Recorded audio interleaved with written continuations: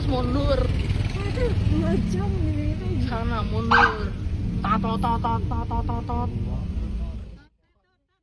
Beredar video viral yang merekam aksi seorang pengendara wanita pukul mundur mobil yang ingin keluar jalur.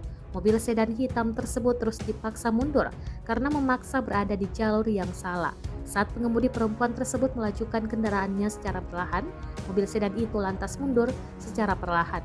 Aksi ini diposting oleh akun TikTok @asridwilestari dan telah ditonton jutaan warganet. Hingga saat ini videonya telah menuai berbagai komentar dari netizen. Tak sedikit yang mengapresiasi sikap dari pengendara wanita tersebut. Lihat abu panjang, dia enak banget. Tot. Alay.